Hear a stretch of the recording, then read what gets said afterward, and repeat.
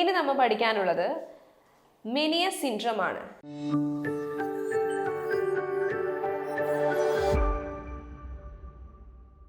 മെനിയസ് syndrome എന്ന് പറഞ്ഞാൽ എൻഡോലിംഫാറ്റിക് hydrops, അതായത് എൻഡോലിംഫാറ്റിക് സിസ്റ്റത്തിന്റെ ഡയലേറ്റഡ് സംഭവിക്കുന്നു.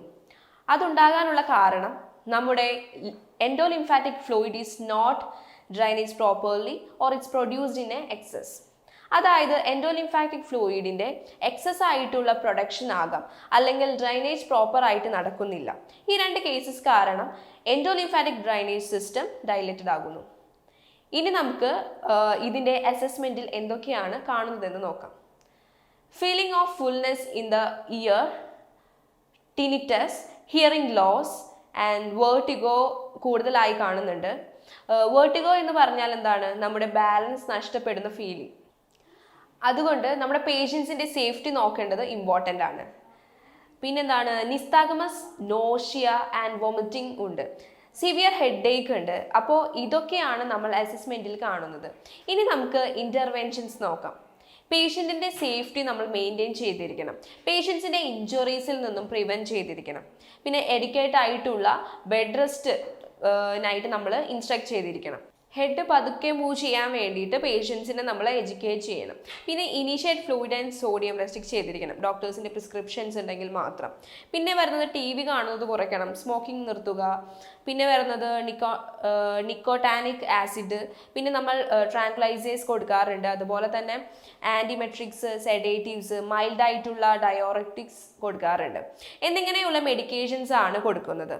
ഇത് സിംപോട്ടമിക് ആയിട്ടാണ് മാനേജ് ചെയ്യുന്നത്. പിന്നെ ഇതിൻ്റെ കോസസ് നമ്മൾ നോക്കുകയാണെങ്കിൽ എന്തെങ്കിലും ബാക്ടീരിയൽ ഇൻഫെക്ഷൻസ്, വൈറൽ ഇൻഫെക്ഷൻസ് ഒക്കെയാണ് കോമൺ ആയിട്ട് കാണുന്നത്.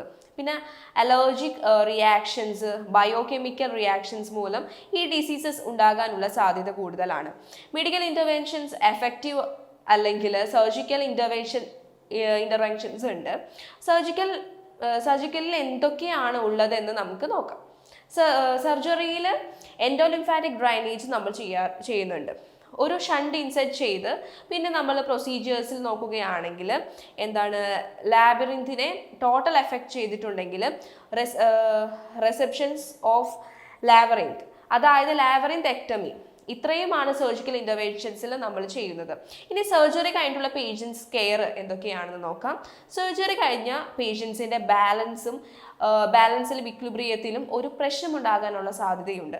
അതുകൊണ്ട് തന്നെ പേഷ്യൻസിൻ്റെ സേഫ്റ്റി നമ്മൾ മാനേജ് ചെയ്തിരിക്കണം.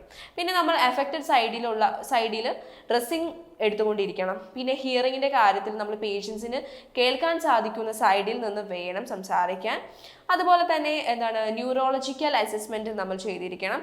പിന്നെ പേഷ്യൻസിനോട് 48 hours വരെ ബെഡ് സൈഡ് കമോഡിറ്റീസ് യൂസ് ചെയ്യാനായിട്ട് പറയണം. പിന്നെ ഡോക്ടേഴ്സ് പ്രിസ്ക്രൈബ് ചെയ്തിരിക്കുന്ന അതേ രീതിയിൽ തന്നെ മെഡിക്കേഷൻസ് നൽകുക. മെയിനായിട്ട് മെഡിക്കേഷൻസ് കൊടുക്കാറുണ്ട്. ഇത്രയുമാണ് മെനിയസ് സിൻഡ്രോംസിൽ വരുന്നത്.